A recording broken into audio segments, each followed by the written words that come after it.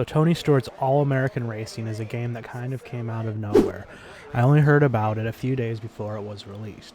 It is Tony Stewart's second game with Monster Games, who was previously the developer for NASCAR Heat, with Heat 4 being the last game they developed. This game is available on PS4, Xbox One, and PC. This game has a very similar feel with regard to the menus and options as NASCAR Heat, so if you've played NASCAR Heat, you shouldn't have much difficulty finding your way around. It even includes the same brake error that Monster Games included with Heat 4 when they redid the menus. This is extremely frustrating because this is not a new issue. This was in Heat 4, then it was in Tony Stewart's Sprint Car Racing, and then it was in Heat 5 before 704 actually did what Monster Games won't do and patch it out.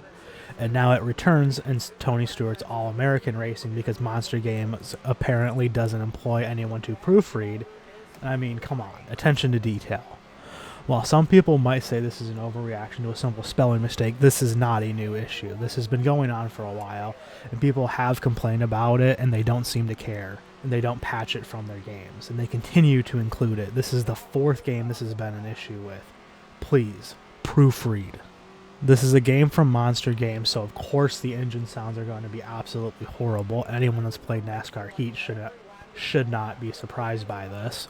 The physics are definitely improved. Each car has its own unique feel. The street stocks feel very planted into the track with very little steering needed. The legend cars feel very floaty and have very little force feedback. The modifieds feel less planted as the street stocks and more in the track than the legend cars. The modifieds feel the best to me as you have to work the wheel with some counter steering while having good force feedback to understand what the car is doing. That's the best way I can describe the feeling of the three cars. I have no experience with dirt racing in real life and very little in video games, and don't know how realistic the physics are compared to driving these types of cars in real life, but it definitely feels better than the sprint car. The graphics are not great, but certainly not bad either. The cars will also build up dirt throughout a race, which is a nice touch. There are a variety of different track types, lengths, and banking.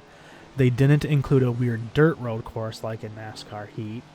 There are day and night races, but this is set for each specific track, so if the track is set for a night race, you can't run it during the day. I would have liked to have seen this as an option. These tracks are pretty much one groove, and you have to run the bottom on pretty much every track.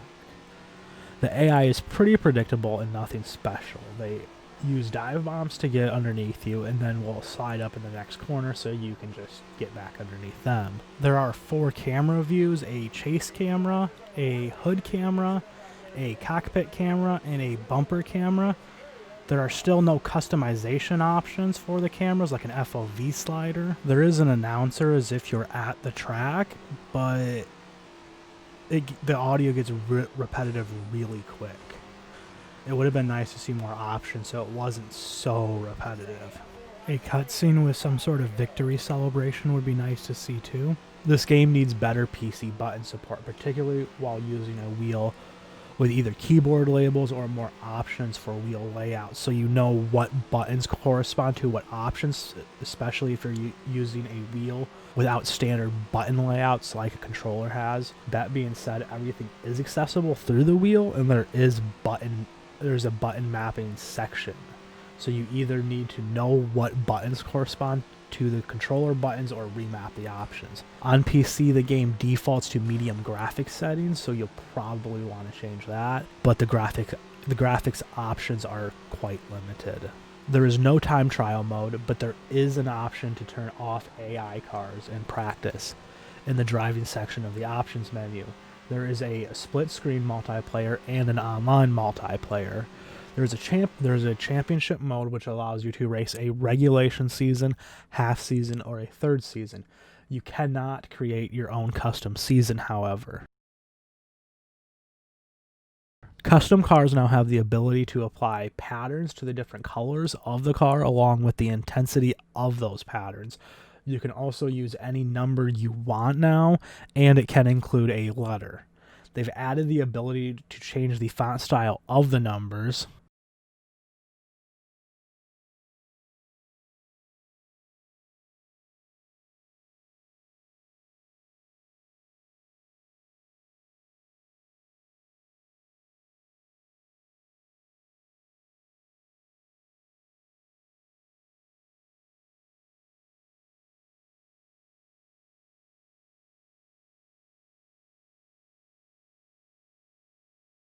The career mode is pretty average. It's similar to the sprint car game, but there are a few minor changes.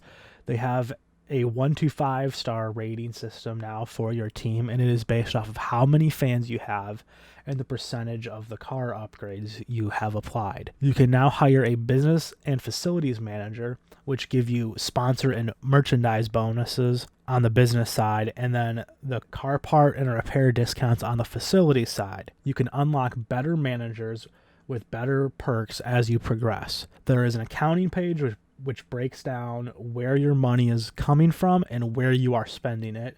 You can race in multiple series at a time, but there's no calendar, creating scenarios where you might have conflicting events and have to choose which series to race in. You have to wait to the end of the season, though, to buy a new car. There are occasional videos from Tony Stewart throughout career mode with him commenting on how you're doing, while the production value is much greater than the videos from NASCAR Heat's career mode. I still would like to see something more immersive like cutscenes post or pre-race, but the videos are a much easier way for a small company like Monster Games to add something extra to distinguish it from the championship mode. The career mode still just feels lacking. It's fun at first, but after a while it gets boring with the same old race, repair the car, upgrade the car, repeat. This game is meant for the average dirt racing fan. Someone that is looking for a more of an arcade-style racing game. This is not meant to compete with things like iRacing as a hardcore sim racing game, and that's fine. I've seen this with NASCAR Heat where people complain it's not a sim, and I think people forget that arcade racing exists and is just what some people want.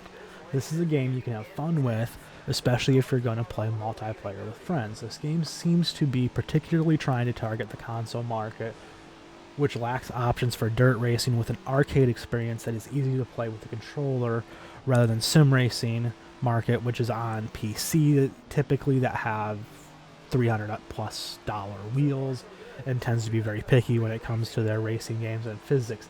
I think that this game is a decent option when you consider that it only carries a $30 price tag to it. But these are just my thoughts on Tony Stewart's All-American Racing. Let me know what you think down in the comments.